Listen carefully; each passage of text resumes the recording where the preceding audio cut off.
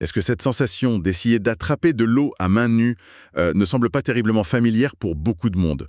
On court, on planifie la moindre petite minute, on s'agite frénétiquement du matin au soir. Et pourtant, quand la journée s'achève, on a l'impression que le temps a tout simplement glissé entre nos doigts. C'est une image qui parle à tout le monde en fait. Ouais, c'est une espèce de course sur un tapis roulant. On transpire beaucoup, on s'épuise, mais on n'avance pas d'un centimètre. Ce qui laisse souvent un grand sentiment de vide. Totalement. Notre société moderne glorifie carrément cette hyperactivité. C'est même devenu un symbole de statut social d'avoir un agenda qui déborde. Et c'est exactement le cœur de notre exploration d'aujourd'hui.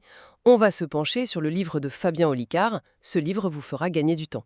Et ce qui est crucial de préciser d'emblée, c'est que ce texte ne cherche absolument pas à nous transformer en robots de productivité. Dieu merci parce qu'on en voit beaucoup trop de ce genre de méthode. Exactement. L'auteur s'adresse plutôt à ce qu'il appelle avec humour les procrastinateurs abstinents. C'est vraiment pensé pour toutes les personnes qui se sentent constamment submergées et qui cherchent juste une respiration, un peu d'air dans leur quotidien. Bon, décortiquons tout ça. Et si ce fameux manque de temps dont on se plaint continuellement n'était au final qu'une immense illusion cognitive? Notre mission pour cette discussion, c'est justement de déconstruire ces fausses croyances. On va plonger dans ces concepts pour comprendre pourquoi notre propre cerveau nous joue de tels tours et comment reprendre le contrôle avec des outils très immédiats. Le point de départ pour fissurer cette illusion, c'est d'abord de nettoyer un peu notre vocabulaire. On utilise tout le temps, sans s'en rendre compte, l'expression gérer son temps. Or, le temps en lui-même, il ne se gère pas. Il passe, tout simplement. Voilà, il avance seconde par seconde de manière inexorable et impartiale pour tout le monde. On ne peut pas économiser 2 heures un mardi pour les dépenser le dimanche. La véritable matière première sur laquelle on a un contrôle réel, ce n'est pas le temps, c'est l'énergie. Et ça, c'est un changement de perspective fondamental. Le livre utilise une analogie très visuelle pour l'expliquer, celle de la batterie de la vie. Au lieu de voir une journée de travail comme un chronomètre effrayant qui tourne, on peut la visualiser comme la jauge d'un téléphone portable. C'est très parlant comme image. Imaginons que cette batterie soit composée de 24 blocs d'énergie qui représentent chacun une vingtaine de minutes.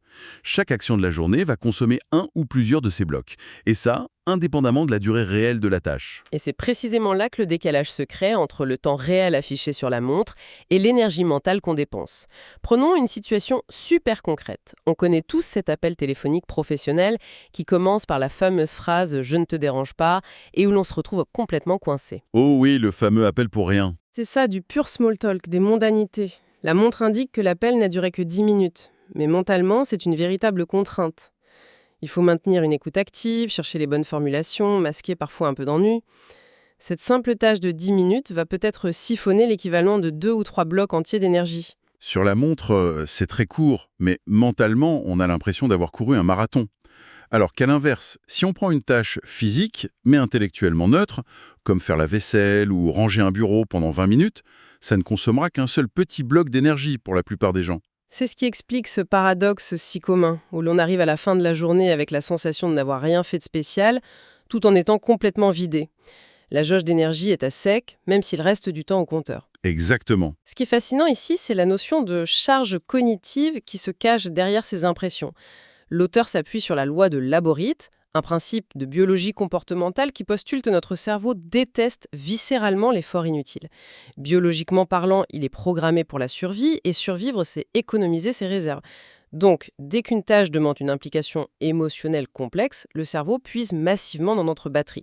Et on peut ajouter que cette charge cognitive est dramatiquement démultipliée par notre environnement de travail moderne. L'ouvrage met en lumière des travaux autour de la loi de Carlson sur le coût caché des interruptions, et il y a une donnée absolument frappante à ce sujet. Ah oui, les fameuses interruptions. Des recherches montrent que dans les espaces ouverts au bureau, on passe en moyenne 1h30 par jour uniquement pour récupérer de la fatigue cognitive causée par les interruptions. Et le coupable principal, on le connaît, c'est l'arrivée constante des notifications et des emails. C'est un chiffre qui donne le vertige, honnêtement. Si on ramène ça à une semaine classique, on parle d'une journée entière perdue à cause du morcellement de l'attention. Quand on est concentré et qu'une notification surgit, le cerveau doit désengager ses neurones de la tâche A, charger les règles de la tâche B, puis refaire tout le chemin inverse. Ce micro-choc attentionnel brûle notre énergie à une vitesse folle. Pour tenter de contrer cette hémorragie, le livre avance une parade tactique très simple, la règle des 120 secondes. Face à une sollicitation imprévue, on évalue le temps de réponse. Si l'action prend moins de 120 secondes, on la réalise sur le champ. Si elle demande plus de 2 minutes, on ne la traite pas dans l'immédiat et on la planifie dans son agenda. L'objectif est d'éviter l'accumulation de toutes ces micro-tâches qui encombrent l'esprit. Mais là, je me fais un peu l'avocat du diable. Si on reçoit 50 emails dans la matinée, qui prennent chacun environ 2 minutes à traiter, on finit par y passer près de 2 heures d'affilée. Au final, on détruit quand même notre concentration, non ? C'est une excellente nuance. La règle des 120 secondes n'est pas du tout une incitation à devenir réactif à chaque microstimulus. L'ouvrage précise bien que cette règle s'applique aux sollicitations isolées, lors de moments dédiés au tri, et pas comme un mode de vie ininterrompu. Si on essaie de traiter 50 petites choses à la volée, on tombe dans le piège de la précipitation. Car il y a un paradoxe profond ici. Pour véritablement avancer plus vite et préserver son énergie, il faut souvent accepter de ralentir. Ralentir pour aller plus vite. C'est vrai que c'est très contre-intuitif, face à nos technologies qui exigent une réactivité immédiate. Absolument. Notre cerveau, lorsqu'il est pressé, déteste l'incertitude. Il va donc utiliser des raccourcis mentaux, des biais cognitifs. L'un des plus redoutables face à l'urgence, c'est le biais d'amorçage. L'auteur propose une petite énigme très connue pour l'illustrer. Si l'on demande de penser à une feuille de papier, de quelle couleur est-elle ? Blanche. Un nuage ? Blanc. La neige ? Blanche. Et si on demande dans la foulée ce que boit une vache ? Le cerveau a instantanément envie de crier du lait. Voilà. Alors qu'évidemment, une vache boit de l'eau. C'est le piège classique. En se précipitant, l'esprit suit la première balise lumineuse qu'il trouve, ici la couleur blanche, pour économiser l'énergie d'une vraie réflexion.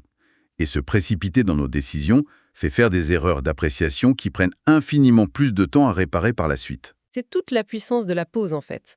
Suspendre son jugement permet de déjouer ces pièges. Et cela nous amène à une autre stratégie mentale abordée dans la source pour prendre des décisions plus efficaces. C'est là que ça devient vraiment intéressant. L'une des approches proposées pour trancher rapidement et libérer du temps, c'est de commencer systématiquement par identifier ce que l'on ne veut pas. Définir ses non est beaucoup plus rapide que de chercher désespérément ses oui. C'est parce que le cerveau humain est programmé depuis toujours pour repérer la menace et l'inconfort. Tout à fait. Si on doit planifier les vacances, on peut passer des semaines à écumer les sites web, paralysé par l'angoisse de ne pas trouver la destination parfaite. C'est juste épuisant. En revanche, si on commence par lister ce qu'on déteste profondément, disons la foule, les chaleurs au-dessus de 30 degrés, les activités obligatoires, le cerveau réagit très vite. Le champ des possibles se réduit de manière drastique.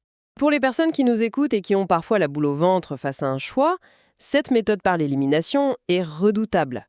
Éliminer le négatif permet d'isoler rapidement ce qui est acceptable.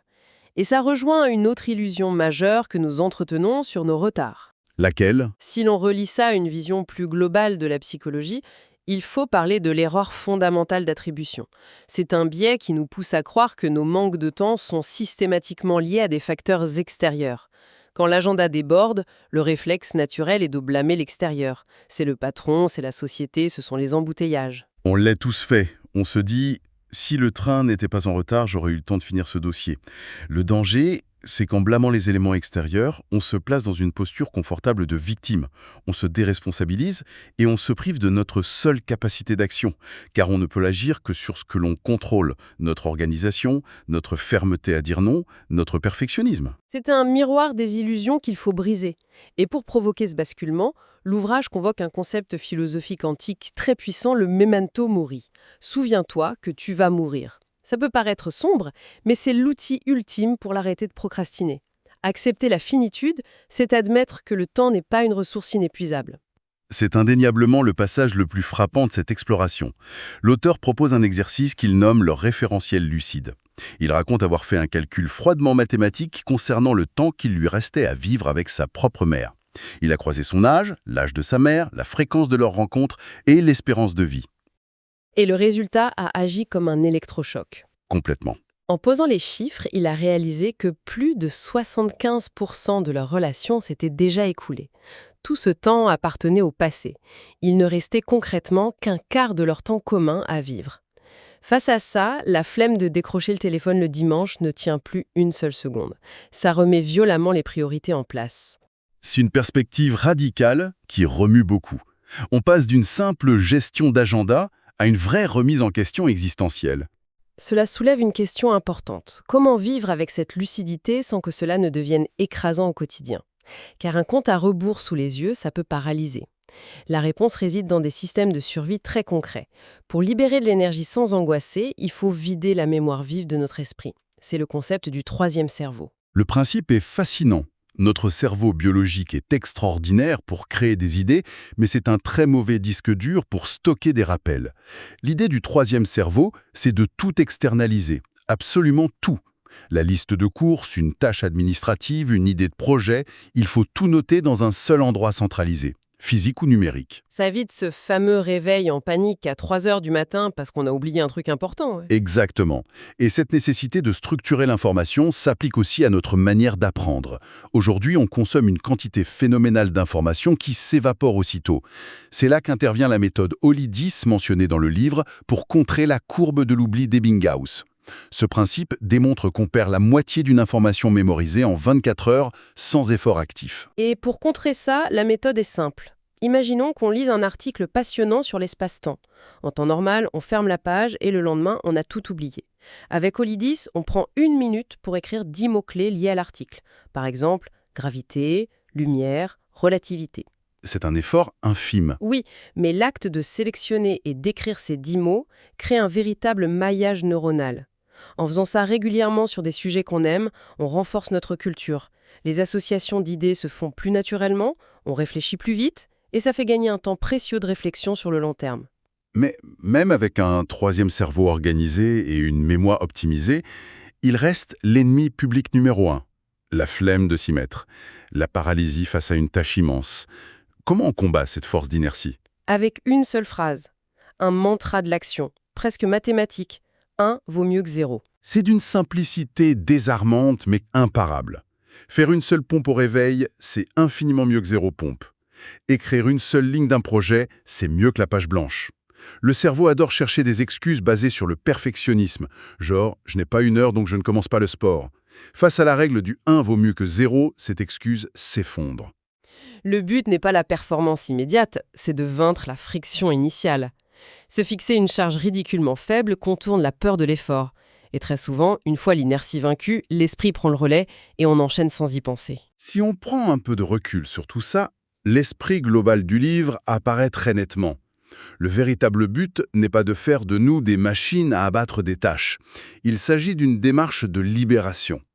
Libérer l'esprit des cordes invisibles qui le maintiennent captif. L'ouvrage illustre cela avec l'allégorie de l'éléphant de cirque. C'est une métaphore puissante. Un bébé éléphant est attaché à un petit piquet. À cet âge, la corde l'empêche de fuir. L'éléphant grandit, devient un adulte capable de déraciner un arbre, mais il reste docilement attaché à ce même petit piquet ridicule.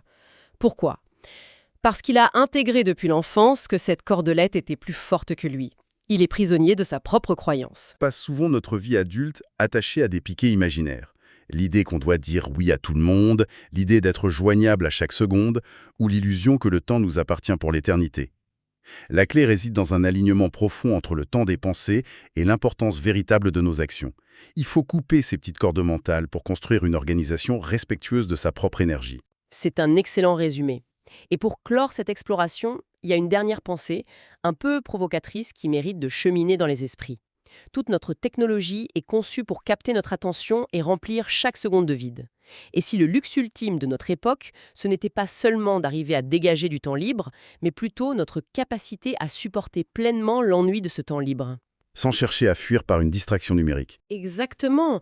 Être capable de s'asseoir, de regarder par la fenêtre, face à 20 minutes non planifiées. C'est peut-être dans l'inconfort de cet ennui retrouvé que l'on redevient vraiment maître de son existence. Une réflexion à méditer la prochaine fois qu'on cherchera son téléphone dans une file d'attente.